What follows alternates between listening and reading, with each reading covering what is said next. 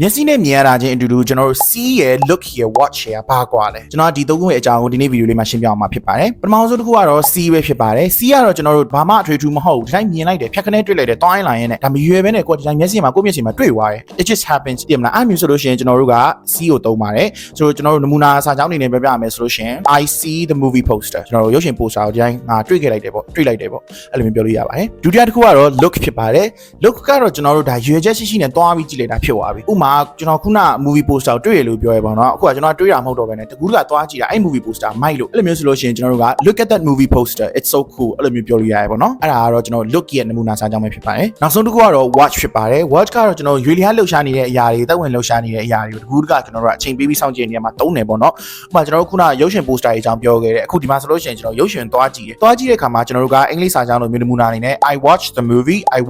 the movie yesterday လို့ပြောလို့ရပါတယ်ဒီနေရာမှာတော့ကျွန်တော်တို့က I look at the movies လို့မပြောကြပါဘူးဒါပေမဲ့ကျွန်တော်တို့စီမှာနောက်ထပ်အကြံဉာဏ်တစ်ခုကဘာလဲဆိုတော့ see ရဲ့ verb to saw ကိုကျွန်တော်တို့ကရုပ်ရှင်ကြည့်ခဲ့တယ်ဆိုတဲ့နေရာမှာတော့တွားပြီးသုံးလို့ရပါတယ်ဥပမာမနေ့ကငါရုပ်ရှင်ကြည့်ခဲ့တယ်ဆိုလို့ရှိရင် oh I saw that movie yesterday အဲ့လိုမျိုးပြောလို့ရပါတယ်ကျွန်တော်ခုရှင်းပြသွားတာကတော့ see ရဲ့ look ရဲ့ watch ရဲ့ကွာခြားတဲ့အချက်လေးကိုပြပြသွားဖြစ်ပါတယ်အဲဒါကြောင့်ဒီဗီဒီယိုလေးကိုကြည့်နေတဲ့သူကဒီဗီဒီယိုလေးကြည့်ပြီးပြီဆိုလို့ရှိရင်တော့အခုရှင်းစာပြီးစာရေးတဲ့အခါမှာပဲဖြစ်ဖြစ်အင်္ဂလိပ်စကားပြောတဲ့အခါမှာပဲဖြစ်ဖြစ် see ရဲ့ watch ရဲ့ look ရဲ့ကိုမရောနေတော့เนาะ